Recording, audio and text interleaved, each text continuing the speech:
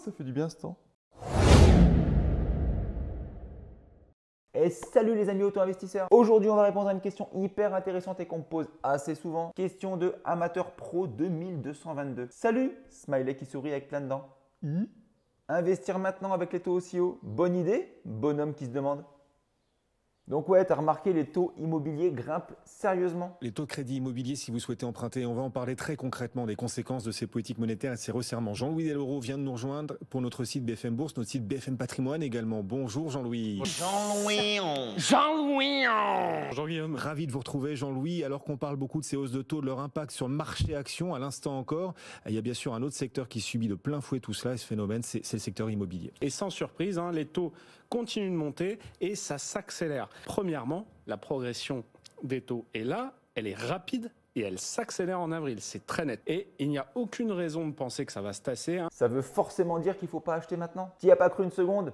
Tant mieux, bien évidemment que c'est le moment d'investir. Et si tu veux la formule pour savoir quand est-ce que c'est le moment d'investir, elle est simple. Si la banque te prête, c'est le moment d'investir. Dès que la banque veut bien te prêter de l'argent, tu dois mettre cet argent dans un actif qui t'en rapporte. Le truc, c'est qu'en France, on ne te prêtera de l'argent ni pour investir en bourse, ni pour acheter de la crypto, ni pour rien d'autre. Si, pour du passif comme acheter une bagnole. Donc, utilise ta capacité d'emprunt pour acheter de l'immobilier maintenant. Il faut comprendre un truc, les taux immobiliers sont les mêmes pour tout le monde. Les prix de l'immobilier restent les mêmes pour tout le monde. Et cette question, je la répète tous les jours. Est-ce que toi, tu habites dans un bien immobilier? Est-ce qu'il y a de plus en plus de gens en France? Encore une fois, la question elle est vite répondue. Vite répondu. Investis maintenant. Maintenant, on va le prendre à l'envers. Qu'est-ce qui te fait peur à investir maintenant? Les taux sont hauts et alors? Tu peux emprunter moins qu'avant et alors? Si tu achètes un bien en dessous du prix du marché et que tu peux le vendre au prix du marché ou un peu au-dessus, tu te fais de la plus-value. Et en plus que nous, on veut acheter une maison, la garder pas longtemps et la revendre. Ça veut dire que l'impact du taux n'a que peu d'importance pour tes remboursements. Je m'explique. Si tu gardes la maison pendant un an, tu ne rembourses pas la totalité des intérêts, tu les rembourses que pendant un an. Donc l'augmentation de 2 ou 3%, au final, tu ne la sens pas beaucoup. Le seul moment où tu la sens, c'est quand tu vas vouloir emprunter au maximum de ta capacité d'emprunt et que tu emprunteras un petit peu moins que ce que tu pouvais il y a un an. Et là, encore une fois, deux solutions. Soit tu fais des meilleures recherches et tu négocies encore mieux ton bien immobilier, soit tu gagnes un peu plus d'argent. C'est possible aussi.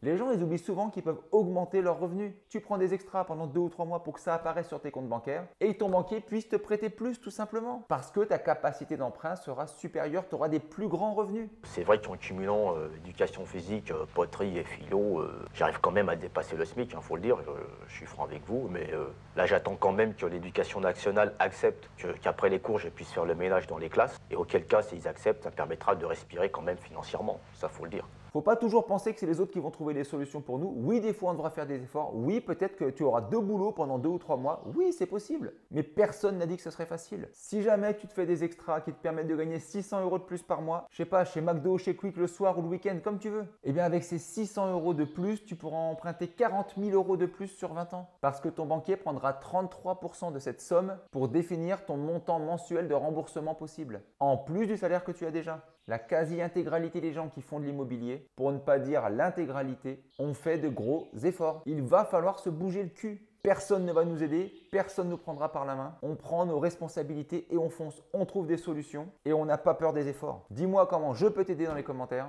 Investis en toi.